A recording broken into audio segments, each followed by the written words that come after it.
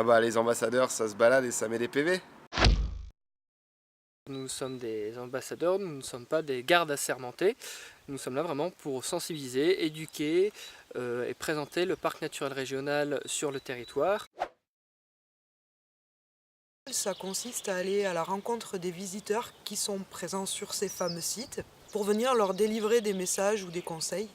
Donc ça peut être au sujet de la présence de chiens de protection au sein des troupeaux, comment se comporter face à un troupeau et face à un chien. On sensibilise aussi à ce que c'est qu'un parc naturel régional et aux richesses qu'on trouve sur celui des Préalpes d'Azur. Ça peut être aussi, quand il fait très chaud, de rappeler que le feu est interdit et expliquer pourquoi il est interdit. Des fois, si on voit quelqu'un qui n'est pas bien équipé pour la randonnée qu'il s'apprête à faire, le lui faire remarquer. Après, chacun est responsable de ses choix. Quelquefois, les gens demandent où est-ce qu'ils peuvent aller manger le midi ou dormir le soir. On a divers documents à notre disposition quand on rencontre les gens pour laisser une trace de notre passage et pour, par exemple, que les gens se situent géographiquement sur le parc naturel régional et aussi qu'ils prennent conscience de nos thématiques de travail. On a par exemple un livret qui retrace brièvement toutes les thématiques qu'on aborde, donc agriculture, pastoralisme, vigilance pour le feu.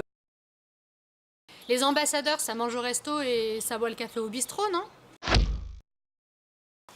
Alors dans nos missions, on a aussi la rencontre acteur. Alors qu'est-ce qu'on entend par là?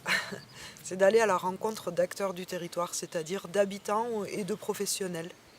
Des gens qui donc vivent et contribuent à dynamiser ce territoire. On va leur parler à eux plus des actions menées par le parc, étant donné que c'est des gens qu'on revoit régulièrement.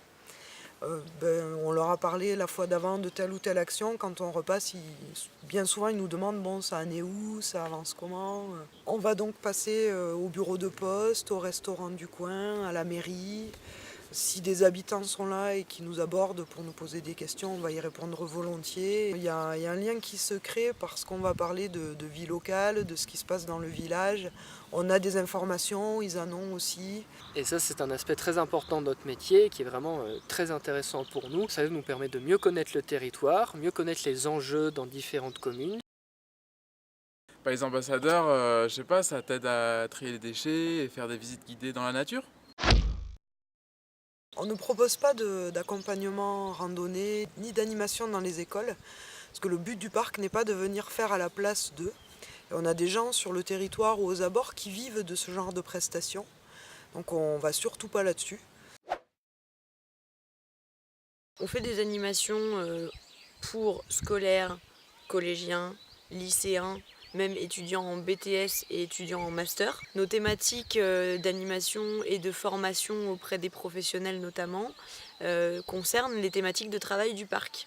Le pastoralisme, notre métier en tant qu'ambassadeur. On intervient auprès de BTS GPN pour expliquer ce que c'est qu'un parc, quel outil c'est. C'est des gens qui peuvent potentiellement travailler plus tard dans un parc ou en partenariat avec. Donc on va faire des formations auprès des professionnels du tourisme. La formation a consisté à leur présenter ce que c'était qu'un parc naturel régional, la différence avec un parc national. On leur a présenté également quelques richesses caractéristiques des Préalpes d'Azur et des petits documents qui peuvent leur faciliter la tâche pour conseiller des visiteurs. Les ambassadeurs, c'est capable de rester toute la journée à rien faire sur un parking. Donc l'une des missions des ambassadeurs, c'est aussi de réaliser des comptages de fréquentation, des sites naturels fréquentés. On va être présent sur la totalité d'une saison pour avoir un ordre d'idée de la fréquentation globale.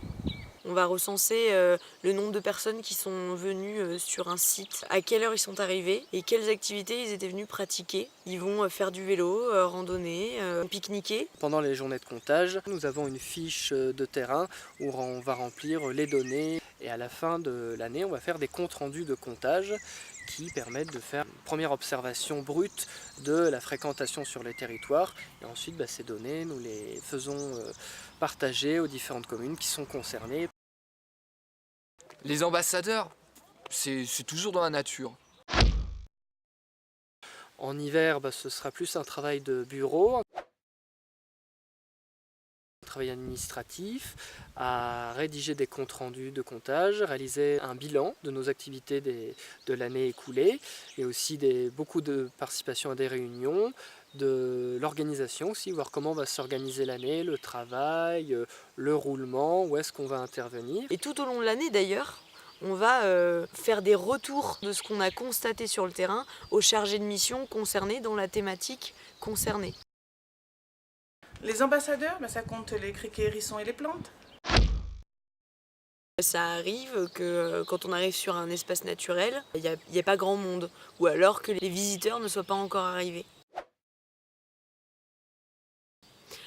Donc au lieu d'attendre et de ne rien faire, on va observer ce qui se passe autour. On a un devoir de veille. On reste quand même toujours, faut rester toujours observateur de la faune et de la flore locale. Cela nous permet d'améliorer nos connaissances sur les espèces, mais aussi de voir par exemple s'il y a une telle espèce sur la montagne du Thiers, un chamois par exemple. On peut ensuite le signaler au chargé de mission des patrimoines naturels. Cela permet de remplir une base de données sur la faune et la flore.